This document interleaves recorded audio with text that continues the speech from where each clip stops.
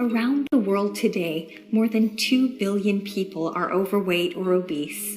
Our global obesity epidemic has been described as the most significant preventable public health crisis in recent history. This 48-year-old manager of a construction firm found himself fighting an uphill battle against a disease that can affect every organ system in the human body. Kevin's wife had convinced him to visit their local medical clinic because she was concerned about his weight and the joint pain that he complained of every evening after work. At the clinic, Kevin was told that his fasting blood sugar was elevated and that he was pre-diabetic. His triglycerides, total cholesterol, and LDL cholesterol were also elevated, and his HDL cholesterol was low. Standing 5 foot 7 inches tall and weighing 180 pounds with predominant central obesity, Kevin's physician calculated a BMI of 28 kilograms per meter square.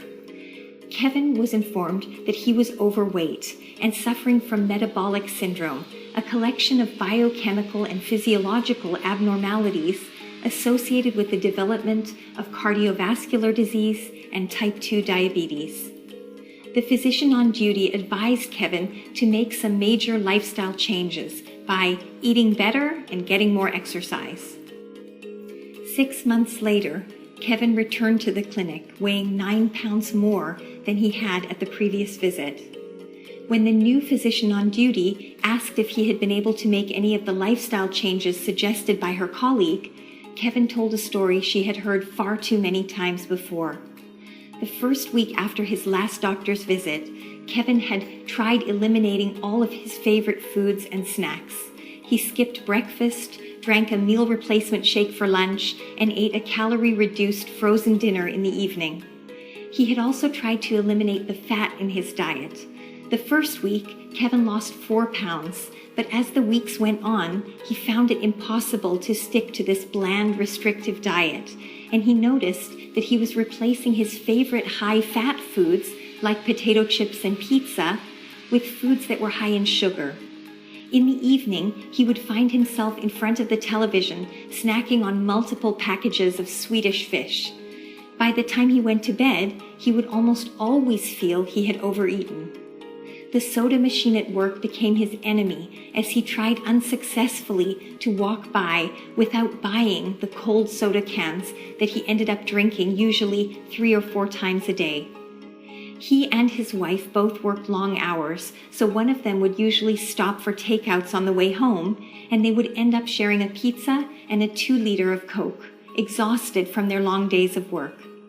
Regular exercise was difficult for Kevin because of his joint pain, and he often felt that he just didn't have the energy to move. The physician took notes and asked clarifying questions as Kevin spoke, identifying major target areas for change, including specific food and eating behaviors that were contributing to Kevin's uphill battle with his weight. She assessed Kevin's readiness to make dietary changes and asked if the couple had access to simple cooking tools like a pot, a knife, and a cutting board. Then she spoke with Kevin and his wife about the importance of avoiding highly processed foods in order to achieve their health goals for Kevin. Together, they came up with a stepwise action plan that would allow them to gradually reallocate a small amount of time to the preparation of simple home-cooked meals. In this way, they could once again be in control of the fat, sugar, salt, and total calories they were consuming. Kevin and his wife enrolled in a free online nutrition and cooking course and began tracking their food intake using an online food log. To help them control portion sizes, their physician advised them to buy a set of affordable smaller dinner plates and glasses that they found at a local hardware store. The couple kept their meals simple, but made sure that each plate was composed of 1/2 plant-based foods, like fruits and vegetables, with the other half of the meal made up of lean protein and whole grain carbohydrates. Over the next 4 weeks, they gradually began to feel more comfortable in the kitchen. Kevin tried his hand at making veggie omelets and a stir-fry and even a homemade tomato sauce. he started to feel pretty good about the food he was able to prepare at home. On Sundays, when they had more time, Kevin's wife would cook a stew or a pot of vegetable soup and freeze these meals in smaller containers for later on in the week. Following his action plan, Kevin gradually replaced the sodas he once drank daily with unsweetened sparkling water.